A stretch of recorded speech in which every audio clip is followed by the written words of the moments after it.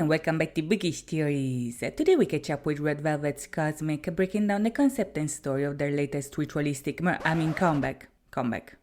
Later in the video, we'll also take a look at how the trailer might fit into the story and how Cosmic might actually be a sequel to Chill Kill, but in the meantime, let's start from the song and go from there. Now, Cosmic is a track that expresses the mysterious and captivating atmosphere of Red Velvet falling in love. For their 10th anniversary, Cult Velvet brought out some of their best music and visuals yet. We got an enchanting and emotional title track, a bright and scary concept that only they can pull off. We got love, we got horror, falling stars, human sacrifice, all mixed together in an unforgettable result full of charm and whimsy. Much like it was foreshadowed in the teaser, Cosmic has a music video inspired by Ari Aster's Midsommar. As we'll see in a second, the film has a heavy influence on the story told in the MV, but this adaptation also follows the original story that the track is telling in the lyrics. The story of Cosmic is a fairy tale about you, a traveler that lands on a lonely star that is Red Velvet, the voices who sing about this story. This cold and isolated star is initially surprised by this unexpected crash landing, but soon enough they become intrigued by the stranger. At first they try to ignore it, then they want to mess with them a little bit, and after a while the star realizes they cannot stop thinking about the traveler. As the stars would have it, this unexpected encounter makes them discover a cosmic love that makes them want to travel through the solar system together. The love is cosmic because it's as infinite as the universe itself, so even if the traveler announces their departure, the star invites them to stay a little bit longer. Now that the star is no longer alone, they understand that perhaps they too are travelers searching for orphan dreams. They're shooting stars lost and wandering, so the traveler asks them to live together and discover things no human has ever seen. This is a touching fairy tale about a fated love story between two unlikely individuals, and the video includes many elements of it. Since it's Red Velvet we're talking about, however, the MV also adds horror and mystery to this fairy tale. The backdrop of this story is a Midsommar festival celebrated by a community that welcomes the arrival of a traveler falling from the sky. Like in the song, the traveler crash lands on this new planet, and like in the song, Red Velvet and their community are very happy about this new arrival. The fate of the traveler, however, soon takes a darker turn, because the community that welcomed them ends up sacrificing them in a ritual in celebration of the unsetting sun of Midsommar. This is a concept very much inspired by Midsommar, a movie that I'm going to spoil right about now. The film follows the story of Dani, a girl that after losing her entire family joins her boyfriend and his friends on a vacation in the village of the Harga, an ancient commune living in the Swedish countryside. The group is invited there to attend a 9-day festival that happens once every 90 years in celebration of Midsommar. This is a once-in-a-lifetime opportunity they don't want to miss, but during these 9 days, the rituals that are performed get increasingly more violent. The atmosphere gets more and more unsettling, and the guests attending become sacrificial victims of the cult that lured them in to begin with. The last one standing is Dani herself, who is crowned May Queen at the peak of the celebration, and is eventually initiated in the cult through the sacrifice of her loved one. The film is quite graphic, but what's even scarier about it is that everything happens in broad daylight. Midsommar doesn't rely on cheap jump scares and things lurking in the shadows. In the film, your enemy is smiling at you under the midnight sun of the summer solstice, and Cosmic very much borrows this type of horror. Visually, the movie and the video are very similar as well. At the beginning, for instance, the MV opens with a painting that foreshadows all the events that take place in the story, and this is very much inspired by Midsommar. The film begins with a mural that tells you every single thing that will happen throughout the narration. It very much gives the impression that what you're about to see is already written, it's already destined to take place, and can no longer be changed no matter how much the characters try, and this idea is also used in Cosmic. The theme of fate here is very important. In the song, the meeting of the star and the traveler is destined. They meet as the stars would have it, meaning that their fate is out of their hands. In the same way, in the video, the fate of the traveler is decided by somebody else. When she falls from the sky, we see the girl falling in the red thread of fate woven by the inhabitants of the planet, so like in Midsommar, Cosmic introduces us to the theme of fate from the very beginning, and as something that is impossible to change. In the behind the scenes, it was revealed that the red string is part of a spell the girls put on the traveler to lure them in, so everything that we see from this point on is the result of the spell that changes her fate forever. As soon as the traveler lands, Sugi signals the others about what happened. A delegation goes to meet the traveler and immediately crowns them with a headdress full of flowers and that looks like a star. This is the cosmic equivalent of the May Queen, I think. Like in Midsommar, Dani is crowned May Queen and carried by the Harga, the traveler is crowned Cosmic Queen and carried by the locals. In both cases, the villagers are super excited about it. The queen doesn't know what awaits her, but to the locals locals, this is a sign that the festival is going to be successful. The first panel of the painting has already happened, so now it's time for section 2. When the traveler gets settled in the dormitory, the setting is very similar to the Harga's common room. In the film, the walls are full of images detailing their lore, and in the same way, the room in the video is very much cosmic themed. We see a lot of sun imagery, for instance, and on the side we also see a blue dress that will be important in a second, so keep this in mind. As the traveler gets settled, the symbolism of the red thread of fate comes back again. Like we said before, her destiny is no longer in her control now, and in this scene we see Wendy literally pulling the strings and moving the traveler like a puppet. Joy is playing with the string as well, once again showing that she has the fate of the traveler in her hands. In the next scene, the traveler is spying on the girls getting ready for celebrations. This scene kinda echoes the scene of Dani spying on the Harga doing a ritual involving her boyfriend. I cannot tell you what she sees because YouTube doesn't like it, but I can tell you that it's not as PG as what we do in the video, so there's that. In Cosmic, the girls are just having fun with each other at this point. It looks very harmless, and that's exactly how they get you, because when they eventually attack you, you don't see it coming. In Midsommar, it's very similar too at the beginning. The Harga are super chill and welcoming when the travelers get to the commune, but then it progressively gets more and more insane. As the night falls, the ritual they were dressing up for begins. The girls hang a bright dress on a tree full of bright dresses, and this is very important here. This dress is the same one that we saw in the corner before. It's there when the traveler gets there, and it shines bright like a star in the night. Since the stranger is crowned with a star, to me the blue dress represents the sacrifice that she's about to become a victim of. The other dresses might represent the previous girls crowned before her, and now it's her turn to become the star that shines on their planet. The main goal of the ritual here seems to keep the darkness away, so the festival is meant to create a midnight sun that never sets. We also see that the girls are lifting the dress with a red rope, once again hinting that this is the fate that awaits the traveler and that is now completely in their hands. Another part of the panel is complete, and at this point the stranger has seen enough. As the preparations continue, the traveler tries to run away, but with Sugi after her, it's easier said than done. Not only that, the girl is also being dragged, which is why her vision becomes blurry, the plants begin to move, and the flowers on Sugi's crown seem to breathe. This is a direct reference to Midsommar, because in the movie the outsiders are under the influence all the time. When the festival is at its peak, they are straight up dragged, and nature seems to come alive because they are tripping. This is also why Red Velvet are not worried about her escape, she ain't going anywhere. Not only that, the breathing flowers are also part of the painting, so the escape attempt here is by all means meant to happen and meant to fail. As the preparations continue, Sugi takes the flower bath while the followers dance around her. This is yet another scene from the painting, and in the real version, the image that is created is almost that of a sun with moving rays. This too is a ritual to celebrate the Midsommar, and same goes for Irene and Wendy's scene. Now, this scene of just friends being roommates might actually be a part of the celebration as well. Is the celebration in question Pride Month? Possibly, but in the context of the festival, I do think that it has something to do with the astronomy of this world. Hear me out. When Irene and Wendy share the bedding is blue like the night sky, and on the pillows we see the sun and the moon. In this context, we have Irene representing the sun and Wendy representing the moon, and this shot right here is referenced in the painting, with one face embodying the sun and the other embodying the moon. Right at the center we see Red Velvet being the star like in the lyrics, but on the bed we see a necklace with the sun and the moon merging into one. The same symbolism is also seen with Joy and Yeri, because when they dance, one has a tattoo of the sun and the other of the moon and the stars. I think that in a way this is kinda meant to represent the cosmic love they're singing about. Right after, in fact, we also see Irene kissing the sun as two maidens look at the scene. I think that this might be a subtle reference to this particular image of the movie, which I cannot show you fully, but I still think that looks kind of similar. Like in the movie, after this the climax of the festival finally begins. As the traveler keeps running, Joy is waiting for her in the woods. The girl trips in a trap made of red strings, which number 1 explains why Joy was playing with it at the beginning, and number 2 once and for all proves that the girl's fate is forever decided by the trap of the cult. Soon after, in fact, the final ritual is performed. The girls all sit together around the table with the cosmic May Queen. Their eyes are covered by flowers, a callback to a sacrifice scene in the movie that is also referenced in the painting, and the queen's lips are now blue. The stranger has been sacrificed, and the girls are moved by this event. They smile at the queen, they cry for her, they are moved by her, because she fulfilled their purpose and the ritual is now complete. The traveler that fell from the sky has now turned into a star. She has now become the midnight sun they were yearning for, which means that the sacrifice has been successful. By the end, the girls and their commune celebrate their Midsommar. They dance around the maple like in Midsommar, and at the end, the girls run away happily ever after. Now, this is all great and all, but at the beginning beginning I told you that this is somehow connected to the trailer and even to Chill Kill, so what's up with that, you might ask? Let me tell you what I think is going on. In the trailer we see the girls enjoying a day at the beach as a storm is approaching. This however is not a regular day because this is Red Velvet's 10th anniversary we're talking about. In the video we see Wendy, Joy and Sulgi chilling in a bus and surrounded by memories of their previous eras. Yeri joins in later like she did in real life,